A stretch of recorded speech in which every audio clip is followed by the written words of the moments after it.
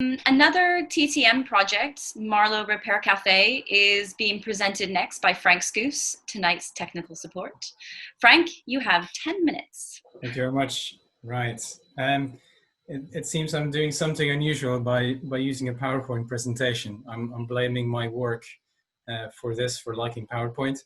The other thing I'm going to be doing differently is audience participation. So if you all click somewhere on the participants button, which in my case is somewhere here, but you should have buttons at the bottom there. So keep that ready for later on in the presentation.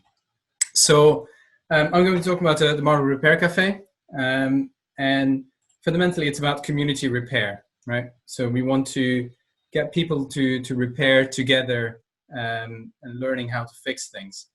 So just by yes or no buttons, who has repaired something, who has never repaired something? So yes, if you've ever repaired something, no, if you've never repaired something. Right. Whoever says no, I will publicly call out and they need to come to the next repair cafe. Phil? That includes you. Emma, you're coming to repair cafe as well. Okay, so it's a bit of a mixture. I think there's something really empowering if you're able to repair something. And so there's a website called iFixit, which has a statement saying, if you can't repair it, you don't own it, which I think is a great statement. So the Repair Café was started in the Netherlands in 2008, 2009 by an inspiring woman who decided that actually, why are we throwing things away that is perfectly fine, except it just needs to be able to be repaired? And we're kind of losing that, the knowledge and the skill set, or even the impetus to repair something, because it's easier to just throw it away and buy it. But actually we should be thinking about repairing things and so on. And so that's where the Repair Café comes in, trying to transmit those skills, like people that still have those skills and know how to repair things. You go there and you then learn that, first of all, it's okay to have the guts to open a steam iron and how to open that. It was not easy, I'll tell you that. But how to fix it, how to diagnose it, and where to find spares. So the Marlow Repair Café was the first repair café in Buckinghamshire, which is an interesting claim to fame.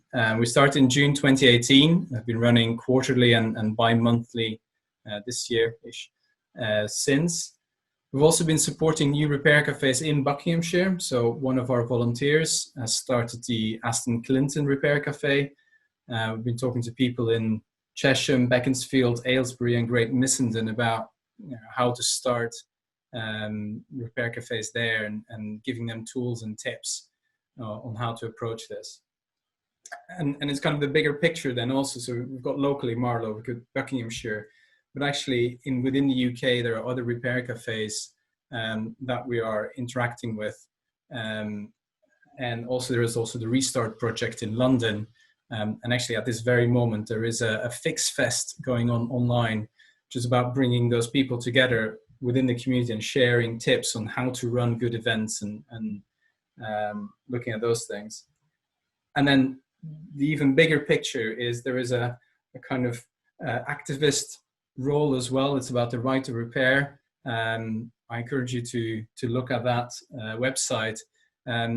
It's about being able to repair things, and certain companies and certain manufacturers actively have in their policies, first of all, that you void the warranty the moment you open it and try to repair it, or secondly, that it's illegal for an untrained repairer to repair something. So there's a huge case of Apple against someone in Norway who's an independent shop owner who repairs phones, and he lost the case against Apple because they explicitly don't want people to repair themselves. So there's a huge thing around, there's a bigger thing around this as well, that we should be able to repair this as well. So I can talk for 10 minutes about that, so I'll skip that for now, but happy to talk to anyone about that later. So this is what it looks like. So this is, or at least what it looked like in February. So we've got tables with different volunteers. We've got Alwyn here, with her sewing machine. We've got a visitor here who have given tools to do the repair themselves.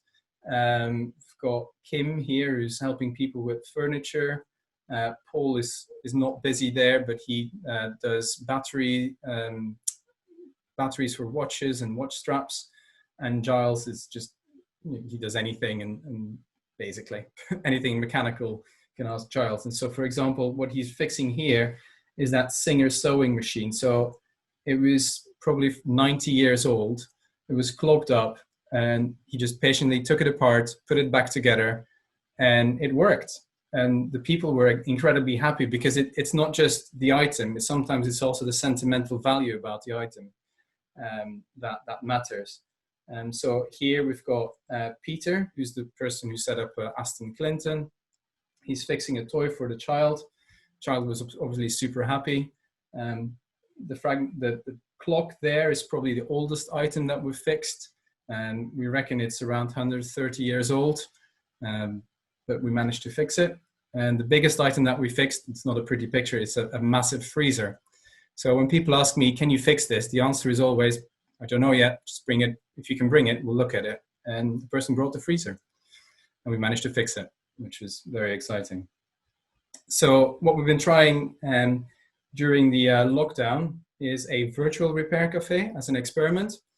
And you can see Steph here. I think she now has a working projector and she can take her front wheel off her bike. And we managed to do that over Zoom, which was an interesting experiment, but I think it's good fun to try something different there.